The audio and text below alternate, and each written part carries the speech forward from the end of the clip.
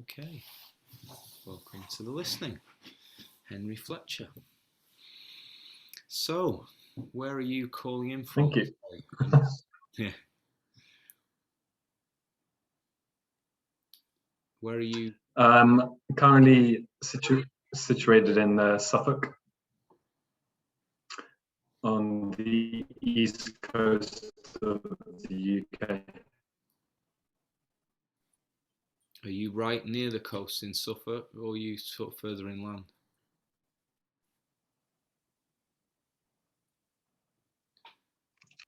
In a little village called Thorpeness, which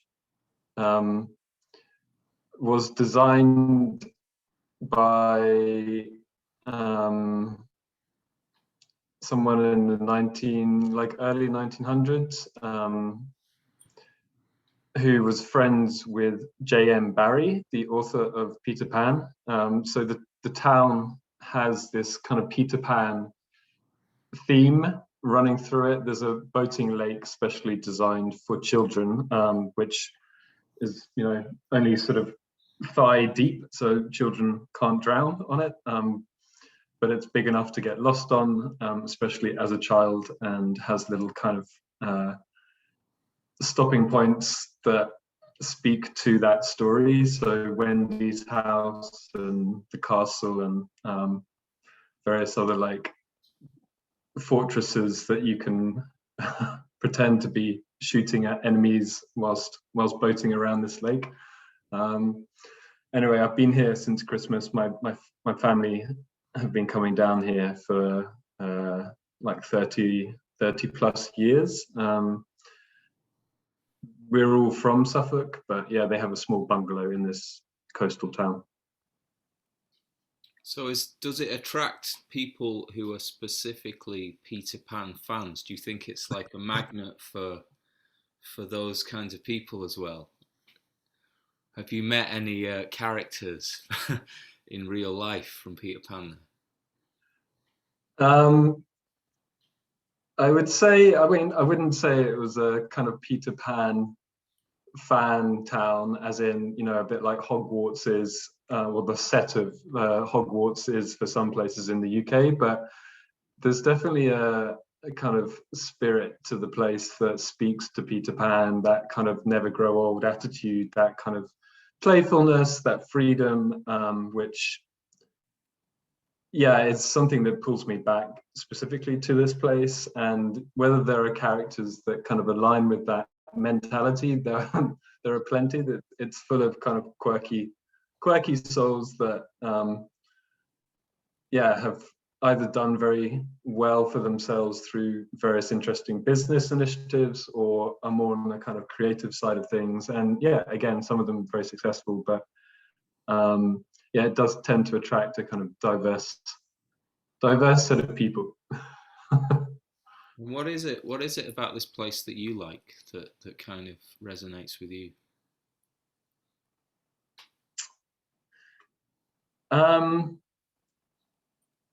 It's, well, obviously being by the North Sea, it's spacious and some, I don't know, it's got this kind of forgotten feel to it, that even though it's a kind of very, on one level, fashionable, desirable place to come visit, it's still somehow, maybe because I've been coming here since I was a child, it's got that kind of innocence, unspoiled innocence preserved. And yeah, it's I think it's informed a lot of my kind of thinking later, and what I've decided to do and work on in my adult life. And it's just been a very kind of, I've got this romantic notion that when I die, I'll have my ashes spread from a particular spot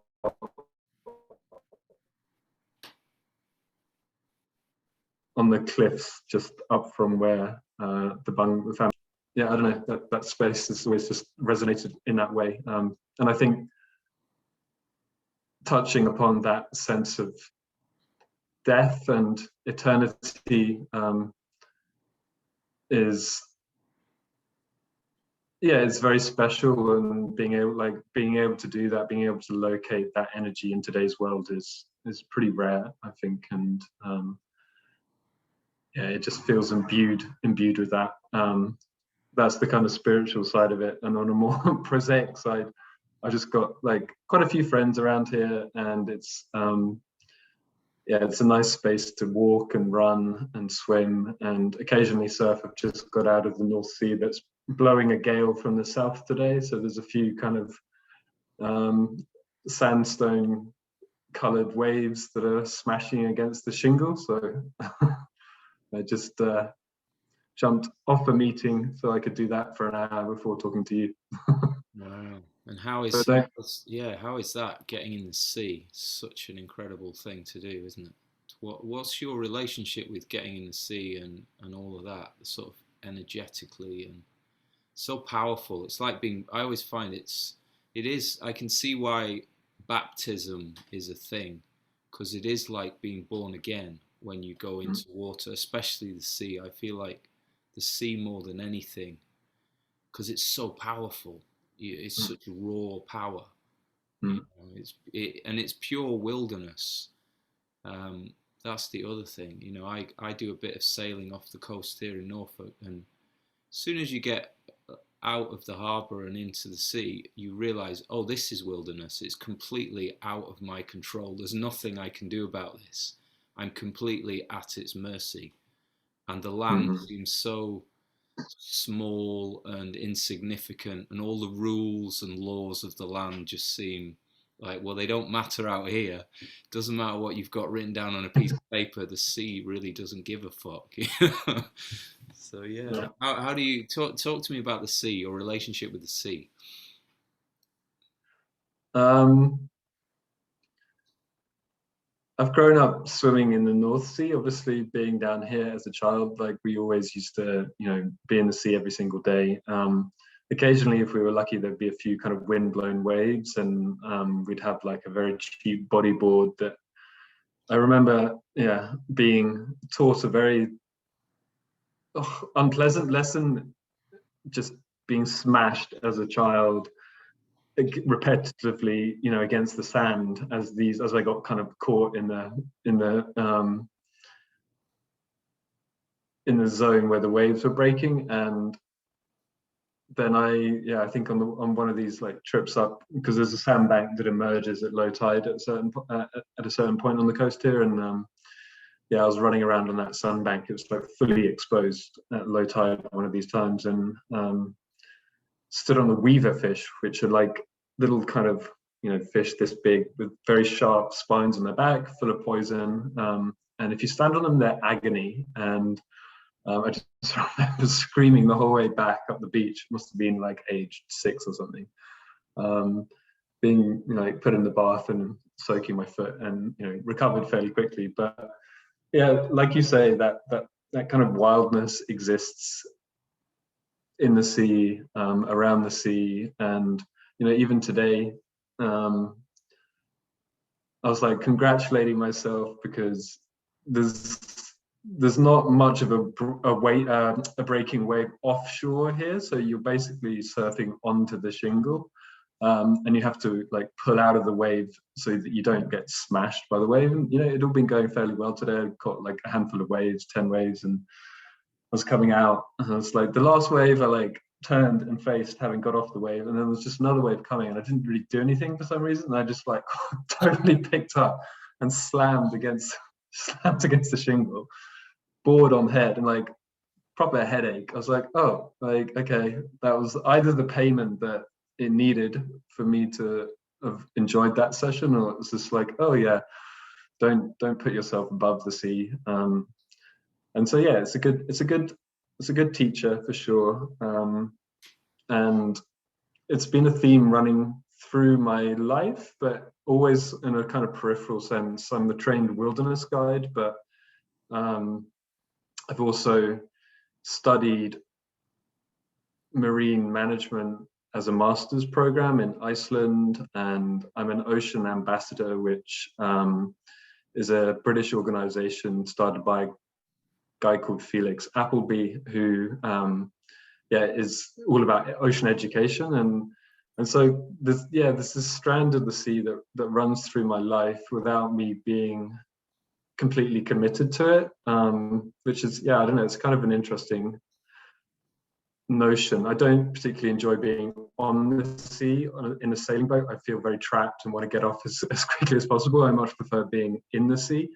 My grandparents were great sailors, and they sailed the whole way around the British Isles in their retirement. So it's the nautical theme in the sea has always been part of my life, which is incredibly, like, I feel very fortunate for that to be the case. And it's just one of those environments that is endlessly surprising, depending on where you are. Like, you know, the creatures you're going to come across in that environment are always astounding, always completely different from place to place. And the temperament of the sea is something I'd like to test myself physically against when it comes to surfing, especially. I do a lot of surfing in Iceland, and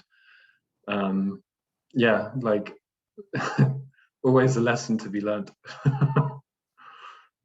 Wow. So tell us a bit more about Iceland. I've never been, but I mean, it's a fascinating place from the outside.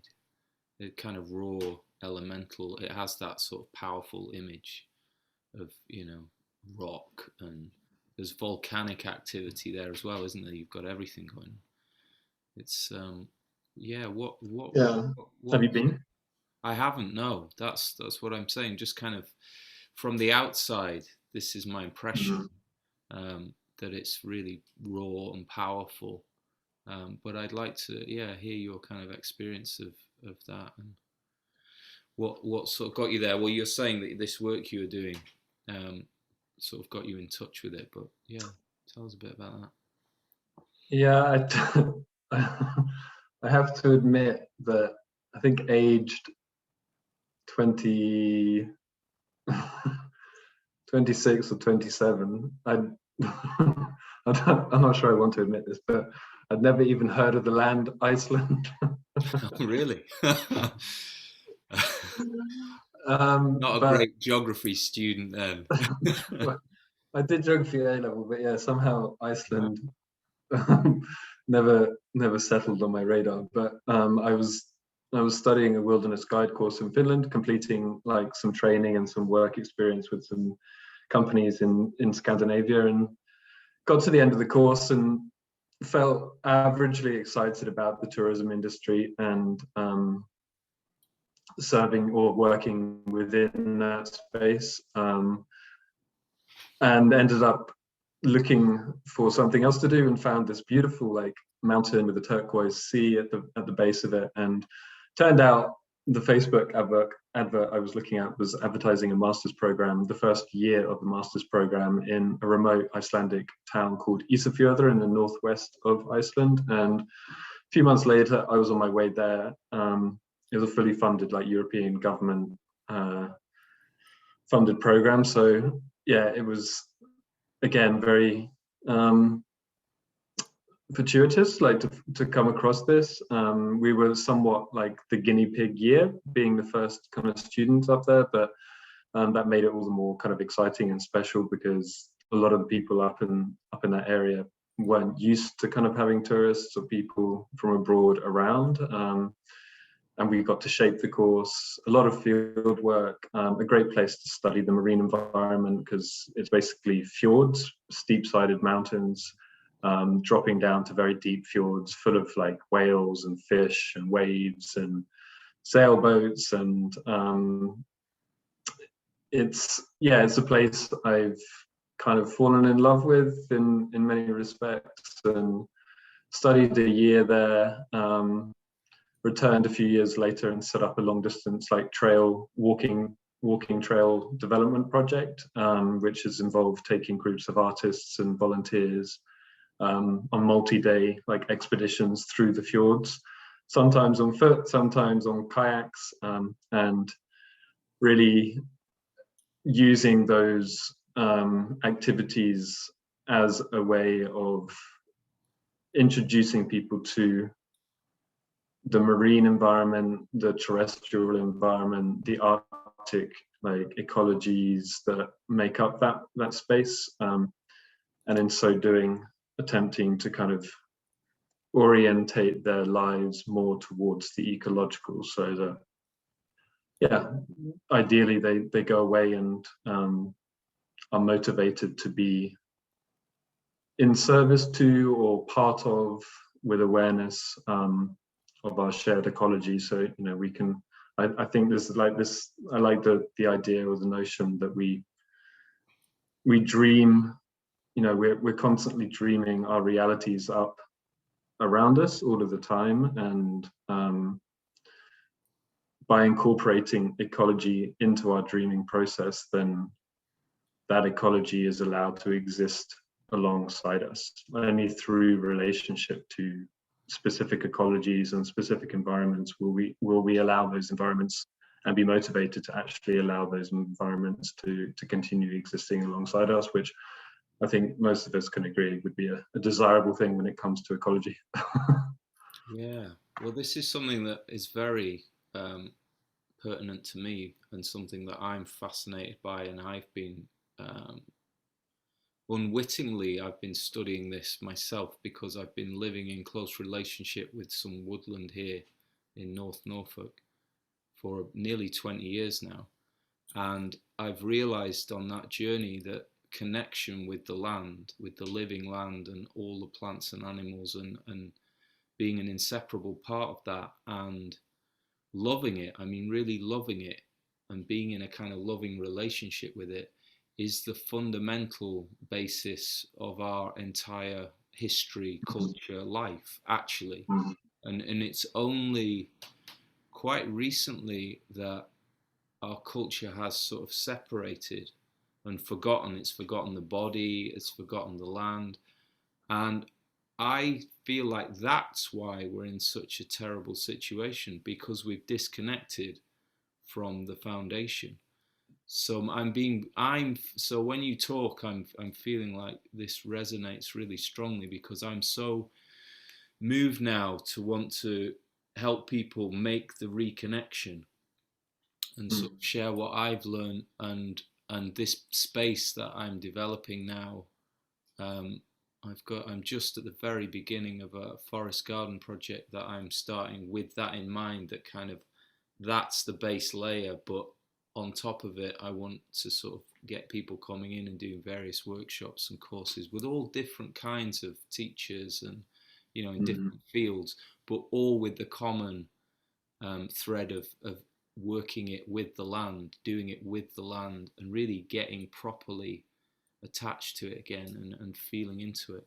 So yeah, I'm intrigued by these treks you're talking about. And is it, how have you kind of designed that then?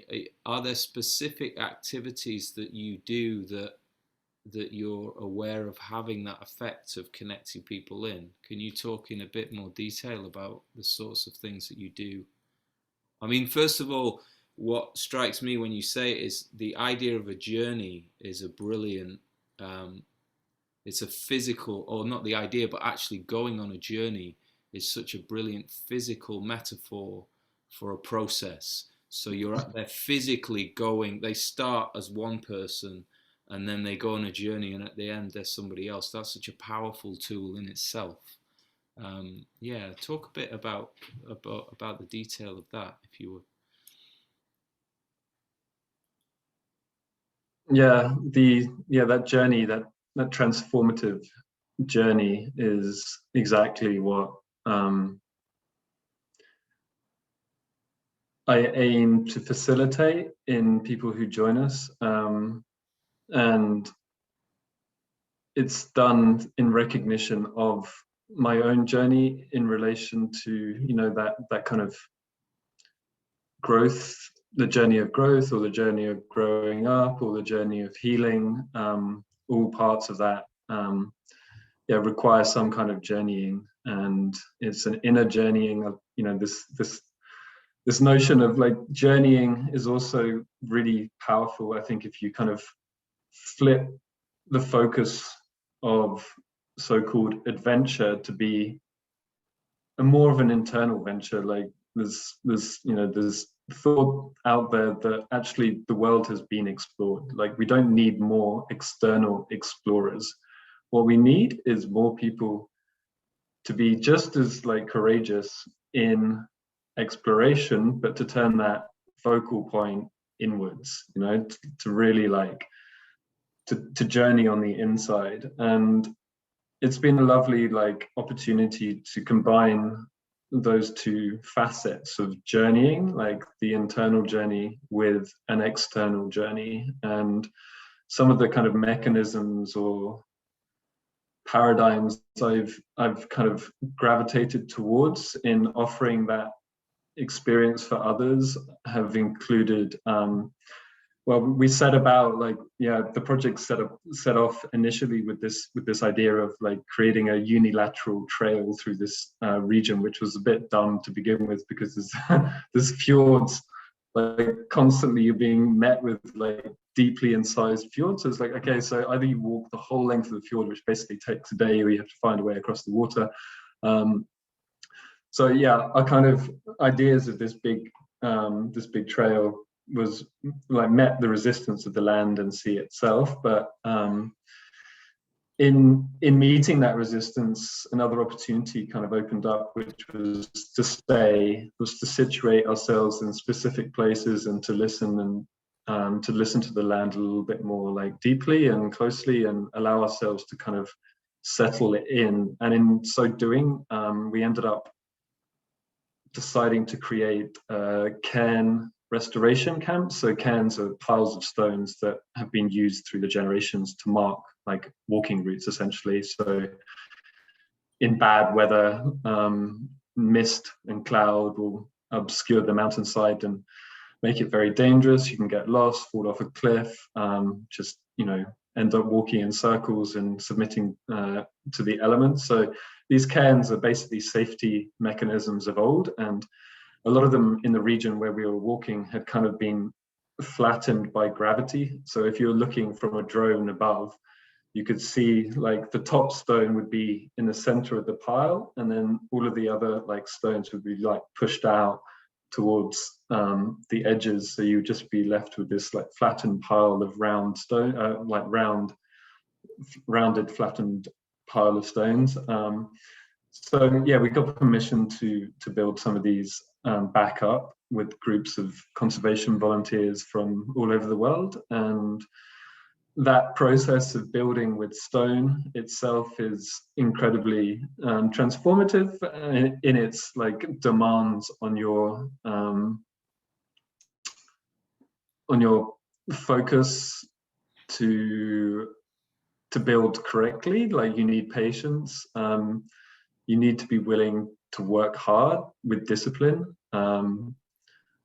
This partnership between wildness and discipline is, I think, you know, the kind of creatives challenge, any creatives challenge. You know, yes, we can exist in wildness, but without discipline, it's not going to come into any, you're not going to be able to manifest that. So I enjoy that kind of tussle between creating some, you know, beautiful form and the discipline that goes with that, i.e. the patience, the strength, the willingness to start again, to stay true to your vision. And ultimately, it was collaborative in nature, based on the fact that we were working in small groups of people, and communication was key. So I feel like in terms of like helping people journey into themselves and into the region as a whole, other kind of approaches we've adopted have been storytelling based. So using kind of myth and imagination to reimagine oneself, and to, yeah, just enjoy playing around with concepts and experiences, and working out ways to communicate those often unexplored experiences as humans. You know, we may have these experiences internally, or we may feel challenged by something, or unseen by something, or uh, even inspired by something, but we often don't give ourselves the time and the space to really sort of deepen into those processes, as you said earlier. Like that process based approach to life takes time. It takes commitment to actually see through. So yeah, facilitating process through storytelling, through listening exercises, like, you know, the listening, great great name for a podcast. I think that has been essentially the simplest and yet the most profound exercise that we've employed on our projects, is actually just creating a listening space between people. Like, so few people actually stop to listen. And when you do stop to listen, and when you feel heard, and when one feels heard and recognized and seen, essentially, the healing potential of that is just mind-blowing. Like, it's, you know, it's basically it's a practice of empathy, and that for me extends not just between people, but between people and cultures, and people and places, and people and ecology, and people and spirit. So yeah, I think it's a practice we'd all do well to to practice more. Well, it's so interesting. There's so many things in what you just said, and there's a very interesting relationship between them all. I mean, first of all, this kind of dance between wildness and order and the discipline you talk about, and it feels to me like that's the only way we can truly meet wildness, is through very disciplined, ordered, like hard work in a way. Because if you don't approach it that way, it just chews you up and spits you out, or kills you, or what, you know, or you just never get there in the first place.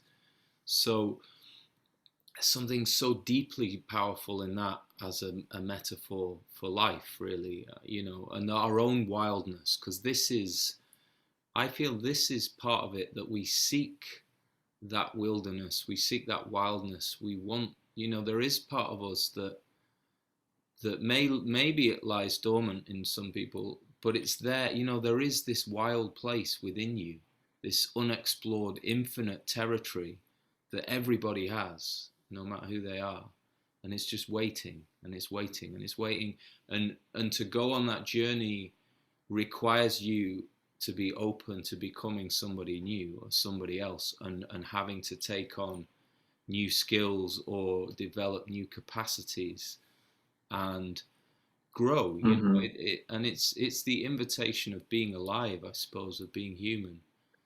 And this wonderful kind of mixing together of physical exertion and activity with discipline, control, developing a skill, and having this kind of collaborative engagement with other people. So having to sort of engage in a heart way as well, you know, having to consider that realm. All of these things happening at the same time is an incredible context, and a catalyst for things, for really amazing, profound things to happen. And they're all, interestingly as well, mechanisms for getting us out of our heads, which is one of our great challenges Mm-hmm. in our culture, is that we're so stuck in the stories of our heads that we don't often experience life at all.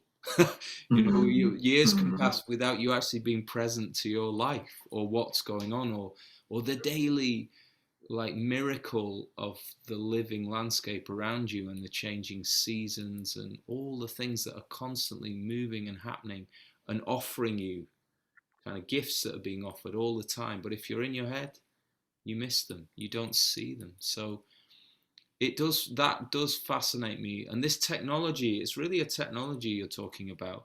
These are ancient technologies, we're just remembering them, I feel.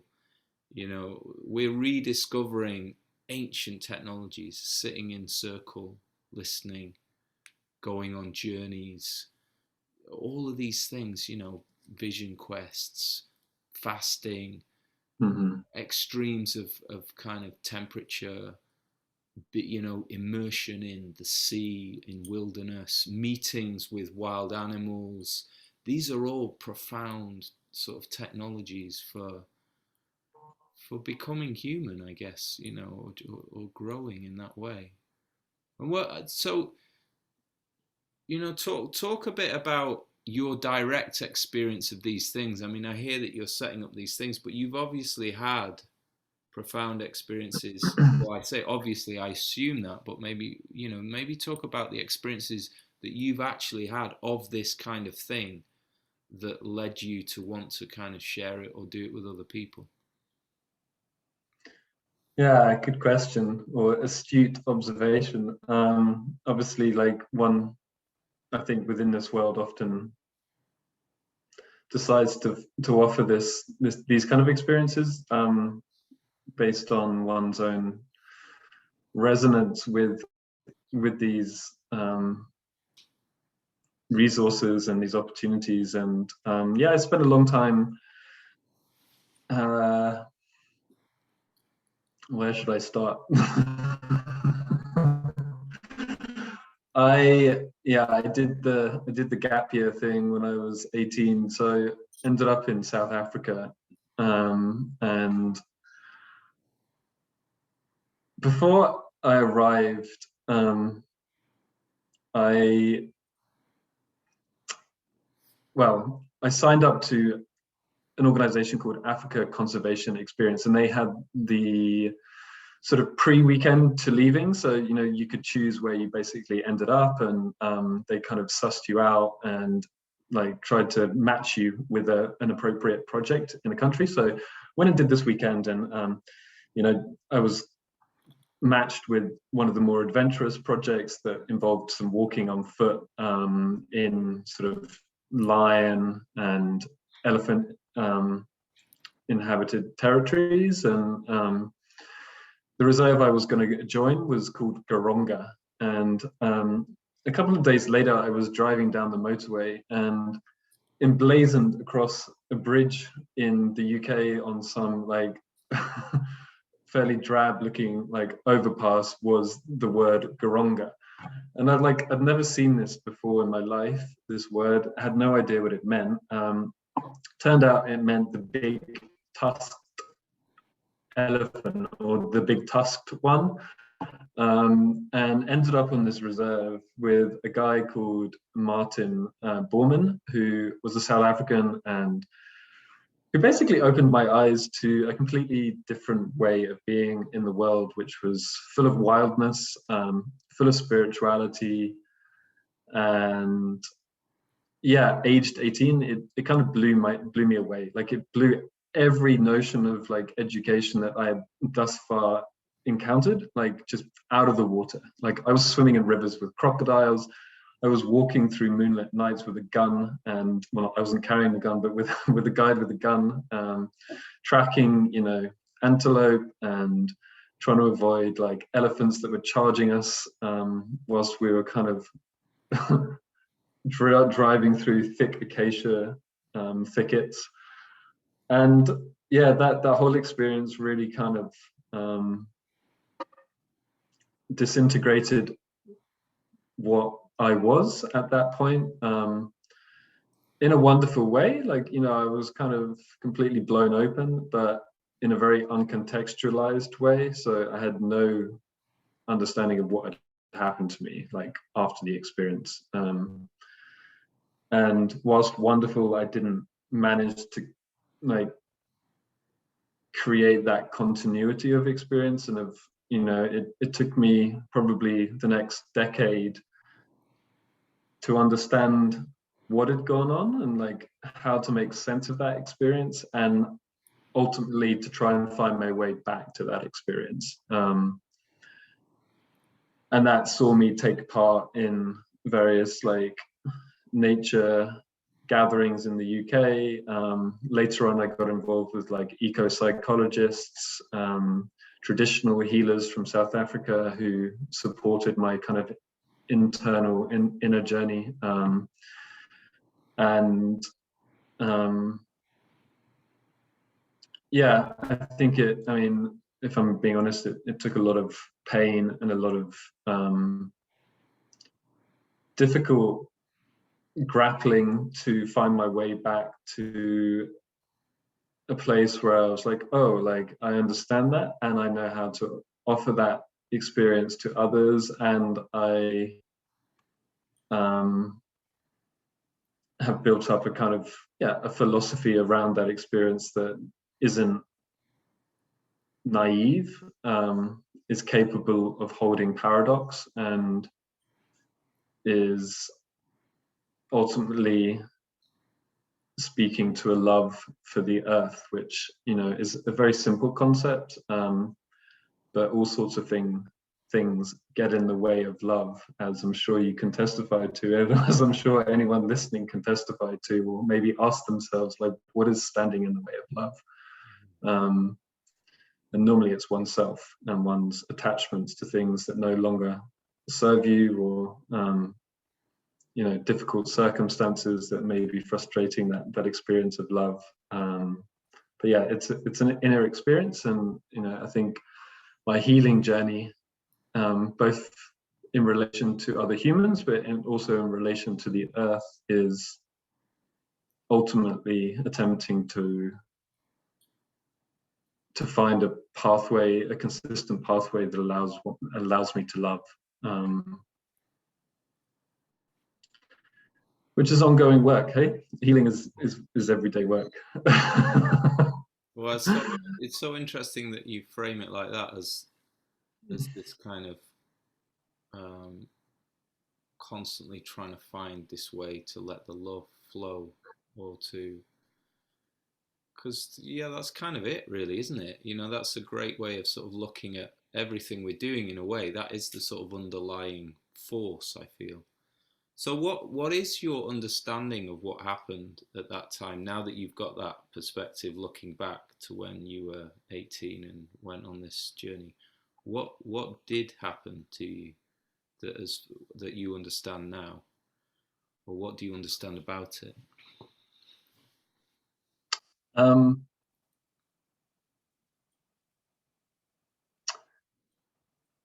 I think it was just an expansion of mind, and the realities I'd grown accustomed to as a child and as a young adult had basically, they basically served me to a point. But what lay ahead was more expansive, and they were the beginnings of that experience. That those doors were being opened in that experience, and I like the model of kind of ecological self. So you've got like the ego self, and then slightly larger around that is the social self. So all of your relationships to friends and family, and biological self. So your relationships are contextualized or containerized within your relationships to ecology. So I just think, it was beginnings of that. Obviously, not obviously, but I had grown up on a farm, so I had some like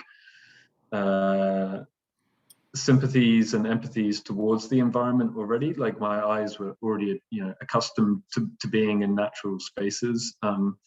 And I can't imagine, like, people who spend their whole lives in cities, like this notion of ecological self is quite understandably very far away from their lived reality of the world. But it's an enriching experience to deepen and widen that sense of identity that incorporates both the social and the ecological self. So I think that's essentially how I've come to understand it. My soul, my character was kind of flowering in a way, like unfurling itself, and in that unfurling process, I experienced a kind of circularity in terms of in relating to these kind of ecological entities, and that kind of ecological sphere. it kind of enlivens and brings to life a certain wildness within one's self and one's creative longings and one's imagination. And it's like I experience it as the same source, like that is the source of my creativity. Like I feel situated and emergent from ecology. And when I say ecology, I just mean, you know, our wildness, the kind of the environments that we call home. But yeah, I feel like my authentic self, my creative self, my soul resides in that space beyond my ego, small self. So is it like, because I'm thinking about my own experience, but also relating to what you're saying. Mm-hmm. It's as if we grow up in a certain environment and we kind of reach the limits of that environment, and we still there's still this life force that's growing in us that needs us to expand. And something like being taken completely out of context, put somewhere else, and being held within this massive ecological container, which is feeding your roots and kind of and completely in sympathy with that desire to grow, and elements of wildness being very present and close, which are chaotic and boundary disrupting and breaking your patterns because you're not familiar with it. You don't know where you are. You don't know what the fuck's going on. So you're sort of forced to become somebody else as well to a certain degree. So these two things of this flowering from within anyway, and the environment that you're in being both totally sympathetic and completely challenging and provoking and pushing and all of those things. I mean, it's such a potent mix. You come to that place in that point at that point in your life, and the place has everything you need to kind of blossom or grow. And it really is this thing of the ecology is the foundation for everything. I come back to it. I said it before. It's all culture comes out of the land, of geography, and that's why all the cultures in the world are different, because the landscapes are different, the environments are different, the seasons, the plants, the animals, the weather. These are the roots of all those things, just like they're the roots of all of life.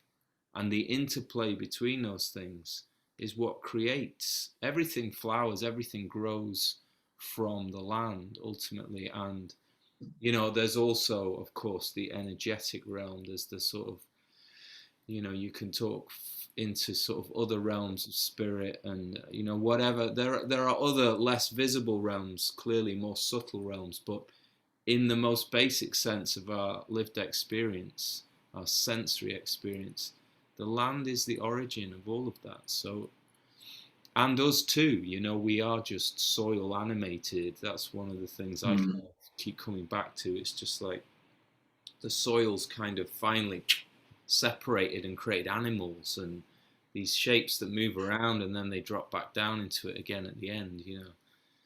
It's such a It's powerful. pretty mad, eh? Yeah, yeah. I mean, it is. It is. It's utterly like astounding life when you look at it, and miraculous. It often just when I do actually in those blessed moments notice it and become present to it, it's mind blowing. It's so beautiful. It's so rich. It's so mysterious. It's so unknowable and yet familiar. It's full of paradox, as you were saying before. It speaks in the language of that is paradox and mystery and familiarity and all those things, and love, really love.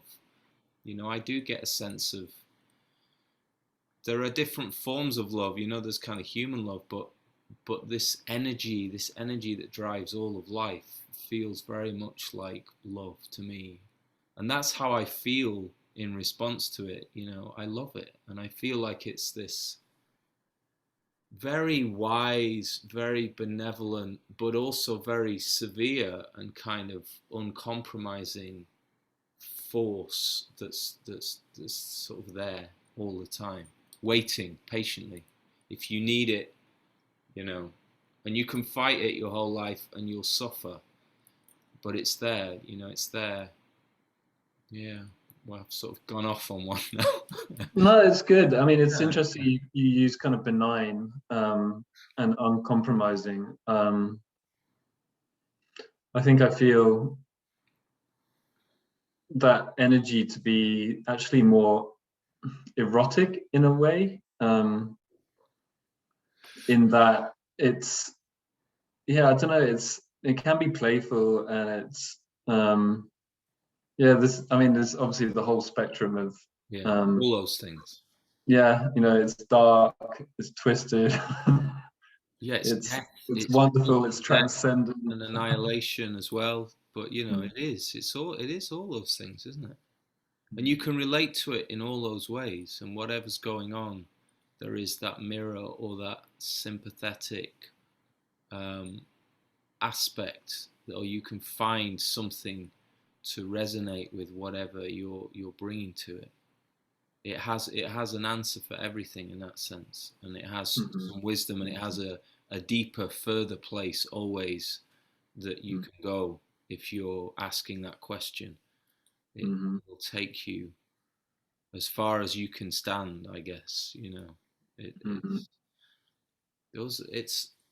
It's all, and I think the great challenge, and this is the realization I'm coming to, and why I'm motivated to do what I'm doing now, is to just remember what's already here, or notice again is maybe better than remember, because it's just right there. It's beneath our feet, it's all around us, and it's just there. By some bizarre, well, again, form of nature and evolution, we've kind of developed this strange mental world. I mean, in a way, we've kind of created a new universe, which perhaps is also, I saw quite an interesting conversation yesterday, really bizarre. But it was a kind of on some kind of finance podcast, which my interest. I mean, I know nothing about finance, but I'm interested in everything because everything informs everything else. But there was this older guy who was clearly like a sort of city whiz kid who'd done well and now was interested in all things to do with finance. And he was talking to this young kid who'd grown up online, basically, in the gaming world. And he was describing this whole new universe that's now kind of unfolding, where people are living, working, getting paid, exchanging, creating in this digital realm. And it's this infinite realm of exploration, and it totally relates to this kind of culture of mind that's grown. And I realized in that moment that, this is just another universe that's opening up, that is a part of all of this nature as well. It is a kind of another layer on top of ecology. It's not that these things are separate or different, they're just stacked up. So Yeah, I love that idea of, like,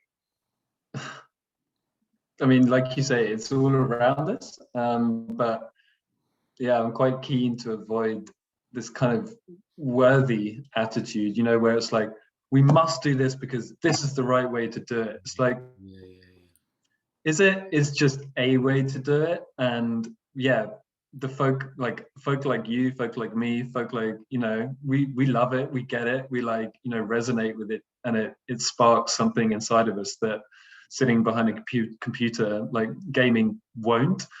But at the same time, you say, this other kind of reality that people are living is just as valid, and just as potentially just as powerful in a different kind of way.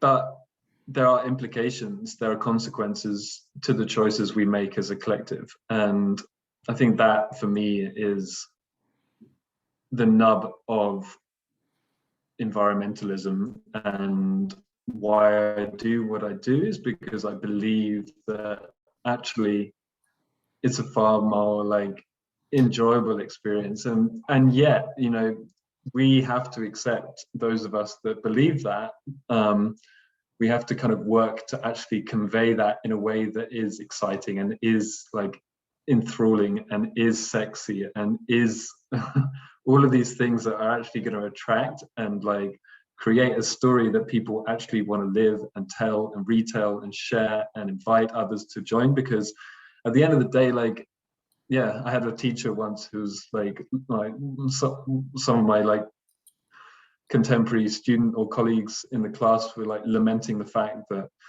X and X or so and so was in charge in America and doing a dreadful job on environmental matters and blah blah. And he just responded, was like, well, you know, the loudest voice wins. And like that blew me away. That simplicity of like him, like as an environmental teacher, was just like actually just accepting that's the reality that we live with. It's like, actually, if you want to shape reality and shape the way things are in the world, you know, part of that whole like effort and that whole experience has to be to like sell your story, to sell your, not sell it in a corporate way, but like to, you know, to share your story in a way that like entices others to also take part and, you know, become a player in that story, which I think is often overlooked in favor of knocking people over the head saying thou shalt not. Yeah, you've touched on something really fundamentally important there, and it's a good reminder always that ultimately things are much more mysterious than we'll ever know. So any kind of certainty is definitely wrong to be kind of contradictory. But you know what I mean? It's you cannot come from that certainty because there's always something more that you don't know about. And to me, it does seem vital to our very survival, at least until if we do transcend out of the physical, biological into some kind of machine, energetic thing, then fine. But we're not there yet. So while we're here in these physical bodies, we really need to make good a relationship with the land just so we can survive. So in that sense, it feels right. And yet, I feel like the embracing and the expansion that contains all of these different realities is the aim, really. And the kinds of things that you're describing, that you're facilitating, primarily what they do is open people up to finding out who they are, whatever that is, so that they can really be that. And it's authenticity in yourself, in being who you are. That's how you sell yourself, because there's nothing more attractive than somebody who is being fully themselves. No matter what they do or what they're doing, it has such a gravity and a magnetism about it for all of us. You know, this is kind of the archetypal mythological realm. And when we see somebody being the king of their own life, it brings out the king in us and says, you know, and we get a little feeling of, yeah, I want that. I want that for me. And it's not that I want to be you, I just want my version of that, you know, and anything that does that is a great thing. And the more expanded, all the people I've ever met who are really inhabiting their lives as fully as they can have always been broad people that can contain all kinds of seeming paradoxes or contradictions, or have interest in very different spheres of life, and are rarely, if ever, to be heard sort of saying that's completely wrong, or, you know, they don't have those kind of strong extreme radical views about anything, because they understand that there's always a subtlety, there's always another layer.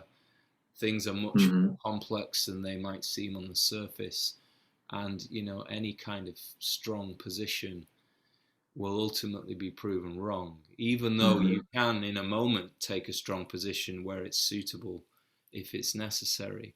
But they have that flexibility always, and there's a lightness to those people. You know, there's a twinkle in their eye and a bit of a smile always, and nothing is quite so serious or intense. But that's not to say that people like that can't be severe and very strong and directional when necessary.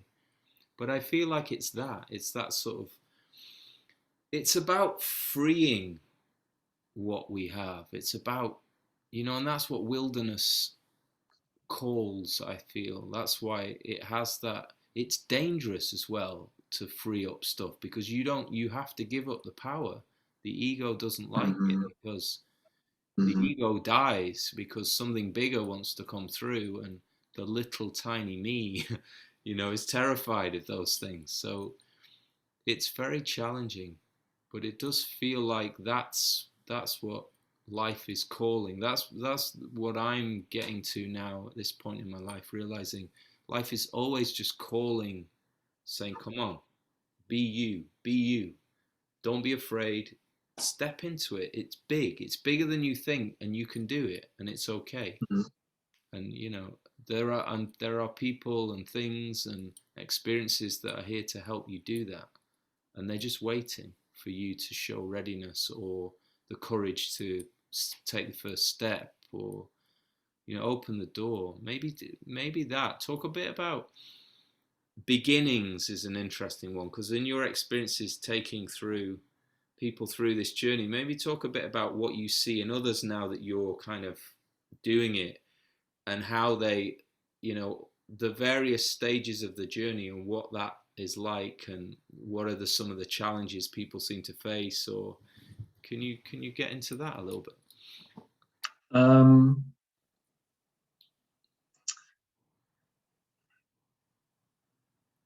Yeah, I think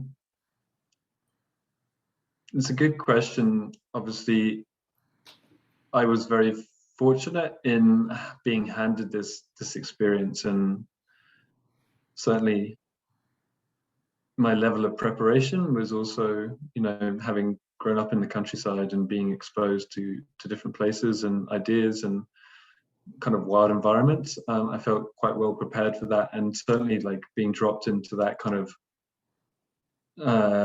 crocodile infested river would not work for a lot of people. Having said that,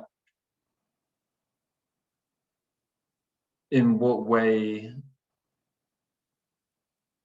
is it possible to access or reach people who don't have that kind of pre-experience, or the way I approach facilitation, no matter like who's within the group, is just actually to create a listening space. And once people feel secure and safe, then they tend to kind of open up and voice whatever needs to be voiced for them. I think it's much more complicated and much more difficult and requires much more discipline if that person or persons are doing it for themselves. And some of your listeners may be wondering, okay, so like how do I go about like beginning to open up these doors and open a pathway or find a pathway to deepen my relationship, both to myself and to the world around me. And there's two pathways, I think, to do that. One is more gentle than the other. So, one would be just to kind of take some time out each day just to listen, maybe journal, or pay attention to your dreams, just to kind of keep a record of how you're feeling and trying to track that, and following little kind of invitations that may arise through relationships to other people or to subjects that you're interested in, or to follow your longing. And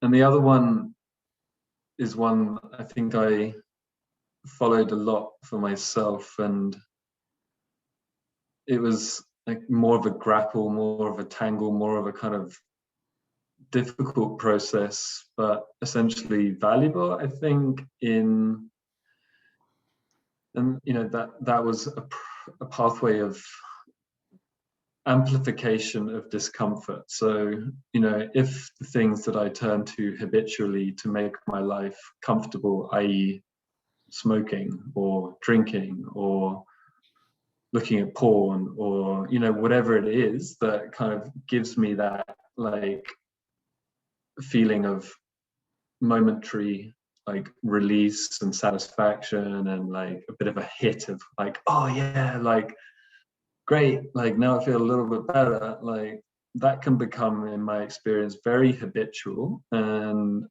by interrupting those patterns of behavior, I think you're afforded a glimpse into something that is actually residing inside you. So, you know, like taking away the drink at the end of the day, like what comes up in its place? Is it anger?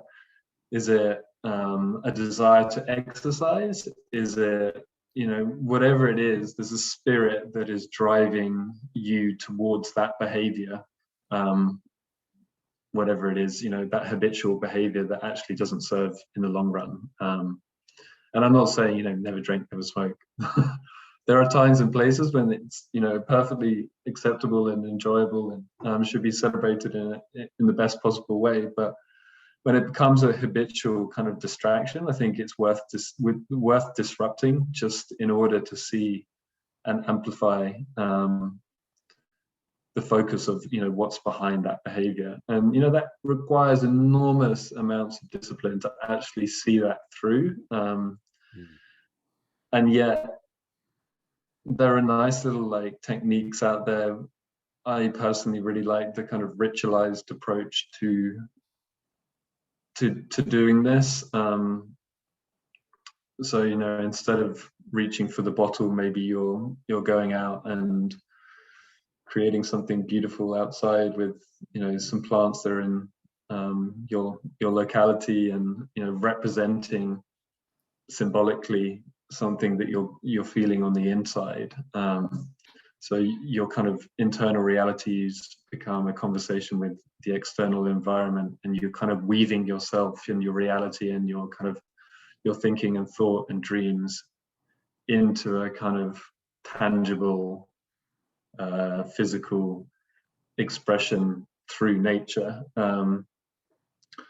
And yeah, I think that's open to anyone. Like, nature's a free resource, and it tends to be fairly locally abundant in different forms. Like, go down to your tree and look at all the seeds that are falling off it at this time of year. Well, not quite this time of year, but you know, you can collect all sorts of different things and put them into nice arrangements. And yeah, I think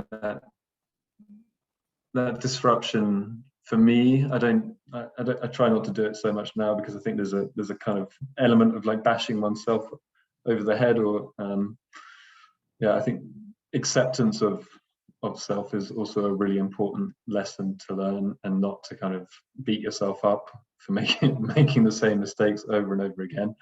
And once you let go of it, they kind of loosen their power over you a little bit. But yeah, I think I wasn't ready to do that a few years ago, and disrupting them and like peering at what lay behind those patterns of behavior was actually a really useful behavior too.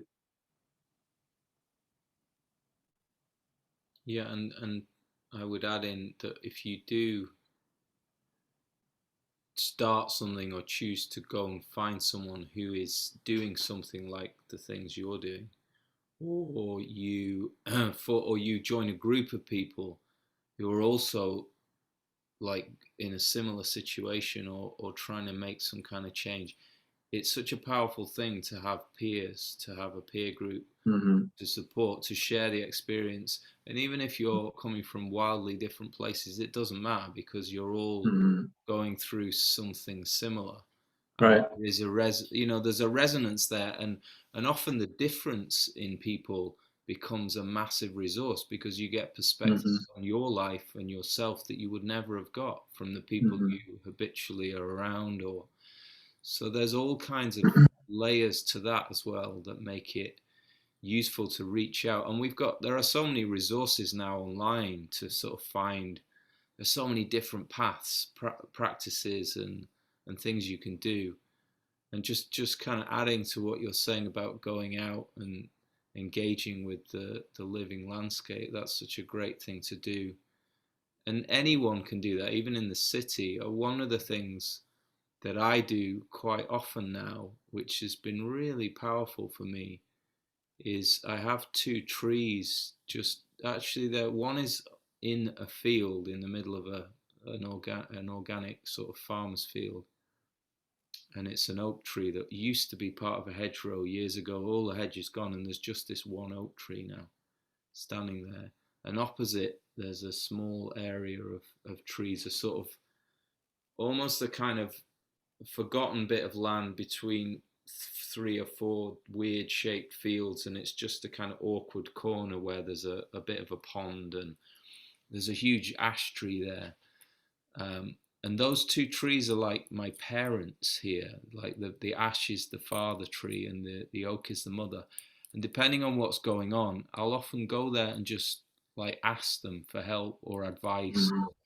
And you can do that, but not, you don't have to, if you're worried about like people seeing you talking to trees, you can go and sit there, just sit next to it and ask it in your head and have the conversation in your head. But having this kind of relationship with a living thing that, in this case, trees are great because they're so kind of visible, and they've often been there longer than you've been alive, and there's all kinds of energy around the tree, and their relationship with the actual land. They're so important locally in that particular bit of land where they are, that they're really a good focal point. Um, and because they're so much physically bigger than you as well, there's a sense of, I guess it brings out a sort of parent-child sense anyway because of the scale of it. But I've just found it's such Mm-hmm. a useful thing to do as a kind of ritual of periodically just not even asking for something. It can just be to go and sort of sit there and, or just to sort of share some things, or just to do nothing, to just stop and be in a different way. And because now, over time, I've developed this relationship, it has a kind of some kind of habitual gravity, which means when I go there now, I'm already, the memory of all the things and the times before is there, and it reinforces this sense Mm-hmm. that this thing will really help in some way. So even before I've got there, as soon as I arrive, I'm already benefiting in some way, or it's putting Mm-hmm. me into a more meditative, receptive, Mm-hmm. open state of mind, perhaps, or I'm putting myself in a position where it's not me in charge and controlling everything and fighting the world. I'm kind of giving up. I'm yielding a Mm-hmm. bit of that authority to something greater than me, and all of that is kind of unspoken or unthought, but it has a tangible set of feelings now. So straight away, even just arriving, I'm already getting some beneficial effects from that. And I think, anybody can have a relationship with somewhere or something. And in the city, there are so many places where there are trees. Mm-hmm. Even growing up, I grew up on the edges of Manchester, and we found, as kids, we found the little patches of wasteland and spaces where nature was, the kind of the more urban, wild spaces, and they were so powerful, even those places. Some of my most profound experiences as a kid were in those Mm-hmm. little scraps of nature around where Mm-hmm. I lived. Mm-hmm. When we in houses with gardens and things, just it it can happen anywhere, because we're on the land wherever, even if it's completely covered in concrete, and those things are there. There's river. You're in London. There's a river. There's a massive river, an enormous energy, and it's Yeah. tidal, and it's coming and going. It's right there. You Yeah. can go and sit and go and walk about on the muddy banks of the Thames at low tide and get the same thing, you know. Well, London's full of trees, you know. Anyway, and there's some great spaces for that. But yeah, yeah. Even talking about it, I get to just feel that sort of, oh, yeah, family. No, exactly. Yeah. I mean, it's a wonderfully wild family and incredibly beautiful. And yeah, it's on one level astonishing that we don't care more for it. And like revere it. And obviously, like there's endless philosophers who have examined why that is the case, and critiqued the whole kind of dualistic approach to deciphering the world, like mind and matter and scientific reasoning and all the rest of it. But yeah, it's a very simple, like, for me, it's a very simple perspective of just seeing circularity and recognizing that we're dependent upon these other, like, entities that make up our world. And yeah, I mean, maybe it's simply just greed is ruining the world. Yeah, various kind of bizarre diseases or states of mind. I don't know. We're yeah, we're it's part of our kind of mad beauty as well. You know, Mm. we are nature's idiot. This is a phrase somebody told me years ago, and I thought it was brilliant. You know, we think we are the gods, but actually we're the idiot. We're the idiot, the village idiot, and all of nature kind of is very kind of gentle with us and very tolerant of our indiscretions and our fuck ups, and we think we're walking around like, yeah, we're the most advanced thing on earth. Yeah. And are we really? I don't know. And that we're not separate. That's the thing. And once you drop down into direct experience, you realize that everything is connected, and you can't, this way of thinking that we're separate and that you can look at the world as separate things and understand it is a total misunderstanding. It's the most extreme position away from understanding, it seems to me, ironically, that we've kind of got into this weird place. But the pull of experience and the oneness of it and the love of it is always calling us, always. And it's such a strong force that it takes a hell of a determination to avoid that, and it's hard work to stay disconnected. It's easier to just drop down back into it. So I have great hope in that sense that I like that idea. yeah, the natural law is pulling us down into it. We're always fighting against the tide, and you just can't win that one. So even if it takes you all the way to your death, eventually you'll realize, oh, I could just drift with the tide. Yeah. Great. Well, thanks for that. It was really nice to Yeah, thank you. have a little glimpse. There's so much in what you're doing that I'd like to talk more about. Maybe another Well, time. we're close by, so we could meet up some. Well, yeah, there's something going on here around solstice. I'll send you a message because it'd be nice to meet up and come and see what's going on here and come and meet the land here. Yeah, cool. Whereabouts in Norfolk are you?